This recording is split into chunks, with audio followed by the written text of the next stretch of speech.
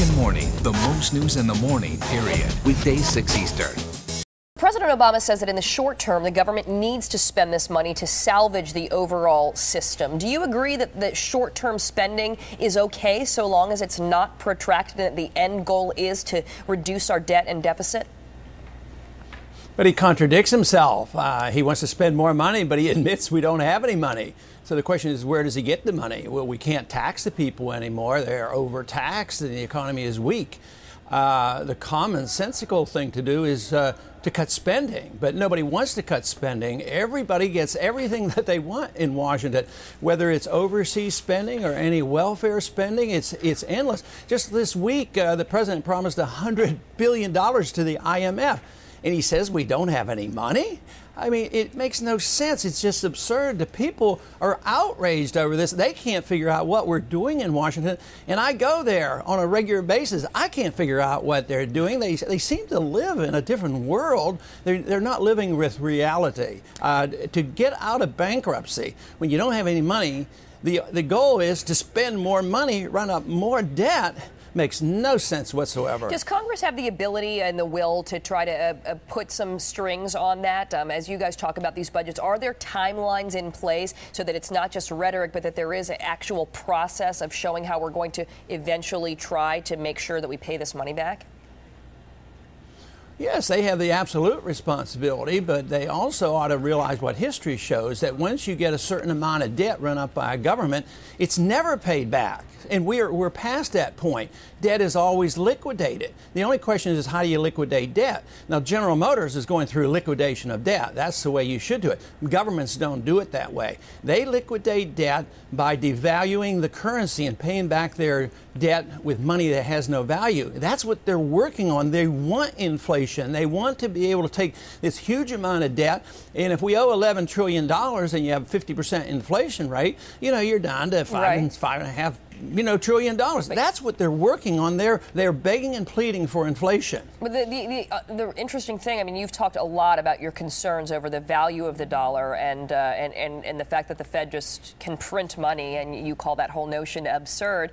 Yesterday, we saw a little bit of a bounce in the dollar. People still want our debt across the world.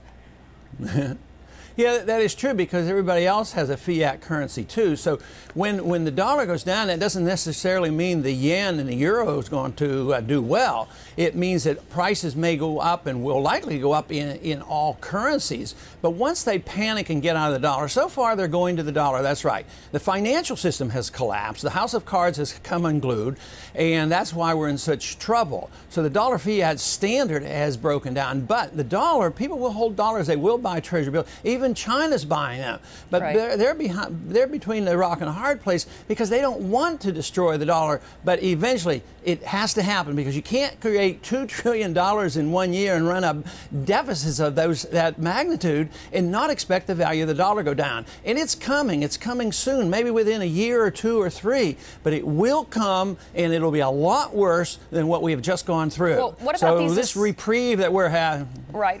No, I know what you're saying, but what about some of these assessments that we are seeing some signs of life in the economy, as we just talked about before we brought you on? Some of the leading economists say that they see the end of this recession coming sometime in 2009. Perhaps does that support the notion that maybe some of this spending to get the economy back on track has been working?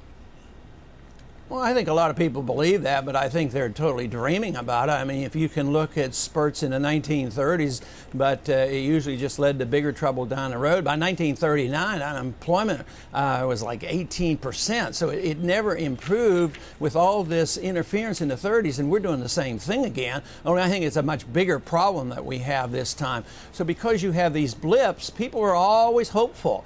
But the conditions have not changed. We have not liquidated the debt. We have not liquidated the malinvestment.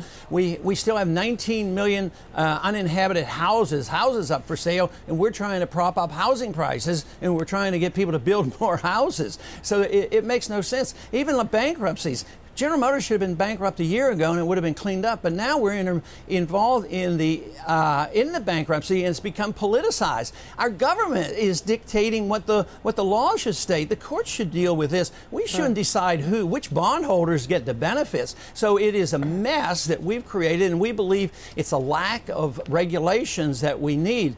But believe me, free enterprise and sound money did not bring on this problem. Free enterprise, it was interventionism, corporatism, and crony capitalism. This is what gave us our problem.